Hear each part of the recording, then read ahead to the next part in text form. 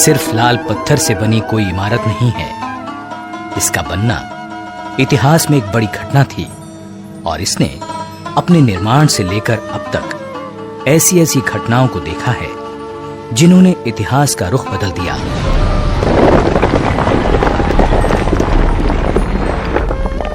यह है दिल्ली का लाल किला।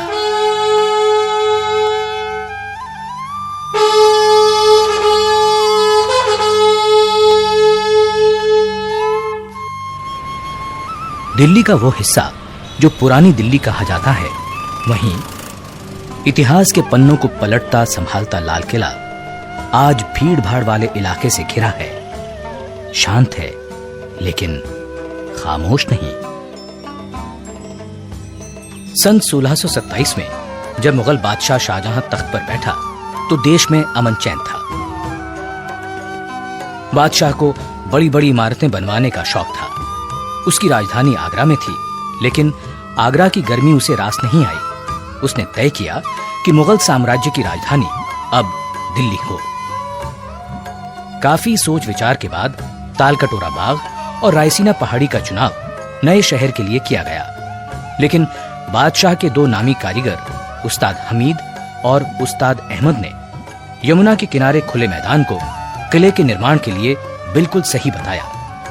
सन 1639 में लाल किले की नींव रखी गई। 9 सालों तक कारीगरों, शिल्पकारों और मजदूरों की कड़ी मेहनत के बाद लाल किला बनकर तैयार हुआ। इसी किले के सामने शहर शाहजहानाबाद बसाया गया, जिसे अब दिल्ली कहा जाता है। आलीशान लाल किले के तैयार होने के समय बादशाह काबुल में थे। खबर मिलते ही बादशाह दिल्ली के लिए रवाना हुए। नजूमियों और ज्योतिषियों के निकाले गए मुहूर्त के समय पर बादशाह यमुना के सामने दरियाई दरवाजे से किले में दाखिल हुए। खाई को पार करने के लिए लकड़ी का पुल था। इस मौके पर लाल किले में एक शानदार समारोह हुआ, जिसकी सजावट कमाल की थी। आगरा के किले से दुगने आकार के लाल किले की दीवारें यमुना की ओर 60 फुट ऊंची हैं और सामने की दीवार 110 फुट ऊंची है। इसमें 75 फुट दीवार खंदक की सतह से ऊपर है और बाकी खंदक की सतह तक है। किले के पीछे यानी पूर्व में यमुना नदी किले के साथ बहती थी और 3 तरफ खंदक थी। इनमें रंग बिरंगी मछलियां थीं। खाई के साथ साथ हरे भरे बाग थे, लेकिन ब्रिटिश शासनकाल में ये गायब हो गए। लाल किले और सलीमगढ़ किले को जोड़ता एक पुल है। लाल किले से सटा हुआ सलीमगढ़ का किला है, जिसका निर्माण शेर शाह सूरी के बेटे सलीम शाह सूरी ने सन 1546 में करवाया था। सलीमगढ़ किले का इस्तेमाल शाही कैदखाने के रूप में होता था। लाल किले की प्राचीर का निर्माण औरंगजेब ने करवाया था। किले को आड़ देने के लिए उसने ये दीवार बनवाई, जिसे घूंघट वाली दीवार कहा जाने लगा। शाहजहां ने अपनी कैद के दिनों में से आगरा से औरंगजेब को लिखा था कि दीवार बनवाकर मानो किले की दुल्हन के चेहरे पर तुमने नकाब डाल दी है। किले के दक्षिण में दिल्ली दरवाजा है, जो जामा मस्जिद की तरफ है। बादशाह इसी दरवाजे से नमाज पढ़ने जामा मस्जिद जाया करते थे।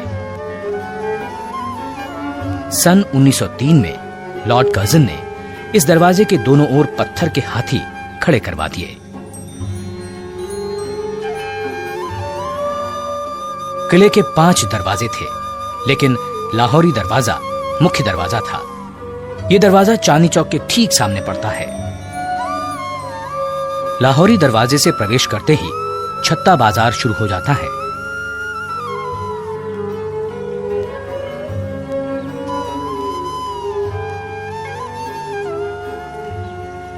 इस छत्ते के दोनों ओर दुकानें हैं और बीचों बीच एक चौक है। किसी जमाने में यहां हर किस्म का सामान बिकता था। आज ये बाजार सैलानियों के लिए बड़ा आकर्षण है।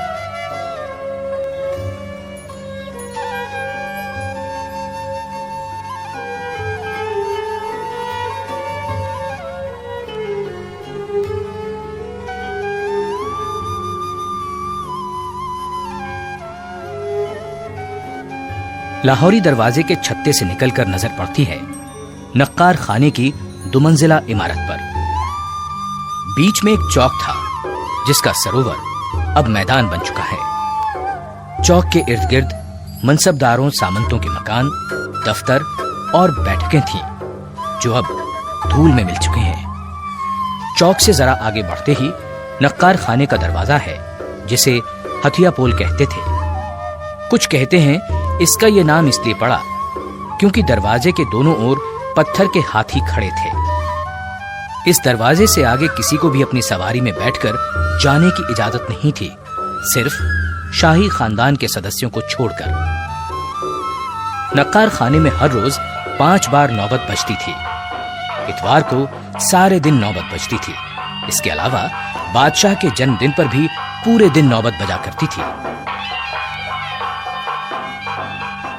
2 मंजिला नक्कार खाने का दालान 70 फुट चौड़ा और 46 फुट ऊंचा है, जिसके चारों कोनों पर बुर्जियां हैं। इसी नौबत खाने में मुगल बादशाह जहांदार शाह और फर्रुख सियर को कत्ल किया गया था। नक्कार खाने से सामने नजर जाती है दीवाने आम की ओर। इसने वो शान शौकत, वो दौर भी देखा जब किले में बादशाह के पहली बार आने पर जो जलसा हुआ, तब यहाँ चांदी के खंभों पर दल बादल नाम का एक आलीशान शामियाना लगाया गया था जिसकी कीमत उस समय 1 लाख रुपए थी। इसे बनाने में 7 साल का समय लगा और इसे अहमदाबाद के शाही कारखाने में तैयार करवाया गया था। यहाँ जगह जगह बेशकीमती कश्मीरी कालीन से सजावट की गई। ऐसी सजावट, ऐसी शान जिसका मुकाबला दुनिया में कहीं नहीं था। ये दीवाने आम का दालान है जिसने मानो इतिहास के इतने उतार चढ़ाव देखे कि चुप्पी सी साथ ली।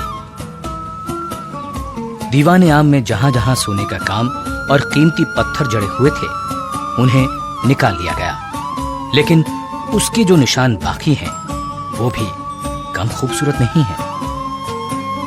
3 तरफ से खुले दालान की लंबाई 80 फुट और चौड़ाई 40 फुट है।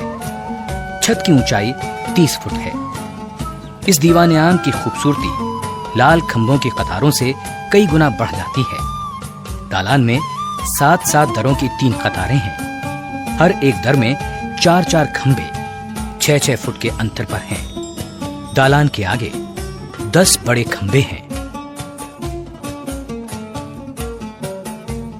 दीवाने आम की पीछे की दीवार के बीच में 21 फुट चौड़े संगमरमर पर पच्चीकारी का बेहद खूबसूरत काम है।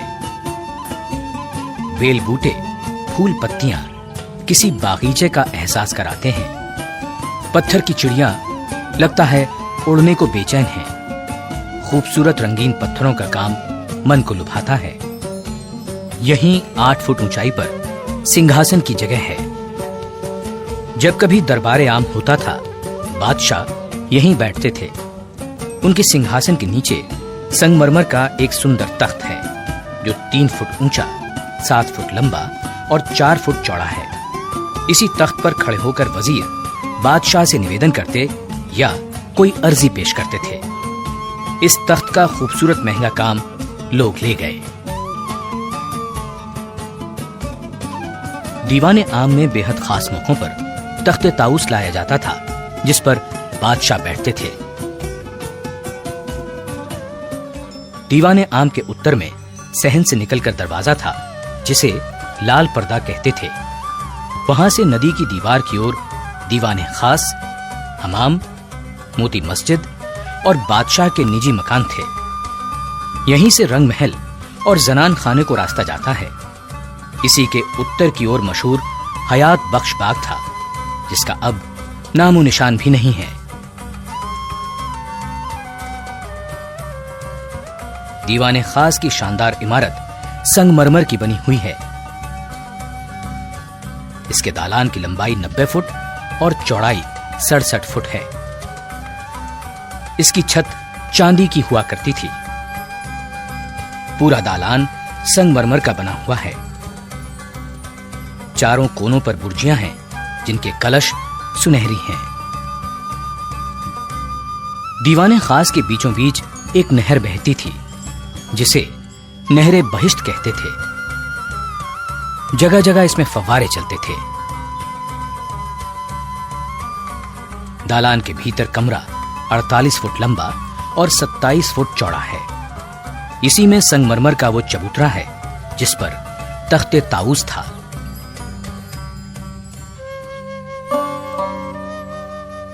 इसी दीवाने खास में लिखा है, अगर फिरदौस पर रुए जमी अस्त, हमी अस्तो हमी अस्तो हमी अस्त। यानी यदि पृथ्वी पर कहीं स्वर्ग है तो वो यही है, यही है, यही है।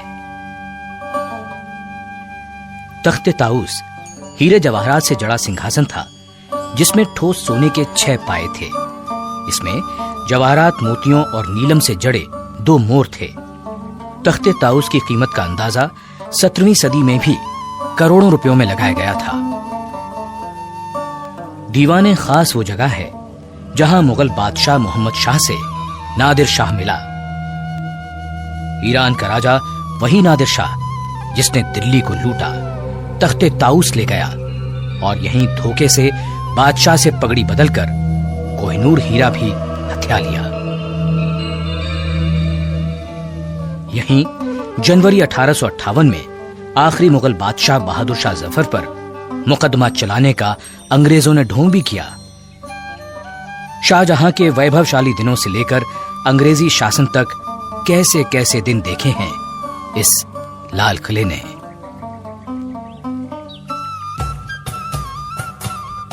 दीवाने खास से उत्तर की ओर शाही हमाम है।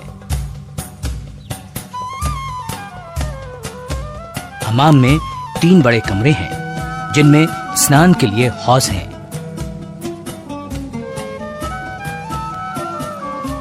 इस हमाम की दीवारें और फर्श को कीमती रंगीन पत्थरों से सजाया गया है।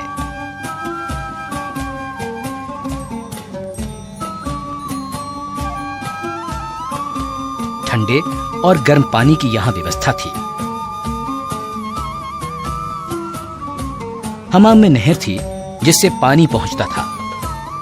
कहते हैं पानी को गर्म करने के लिए 125 मन लकड़ियां जलाई जाती थीं।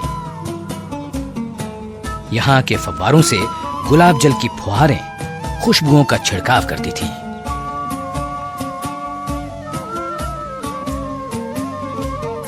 हमाम से उत्तर की ओर बहादुर शाह का बनवाया हीरा महल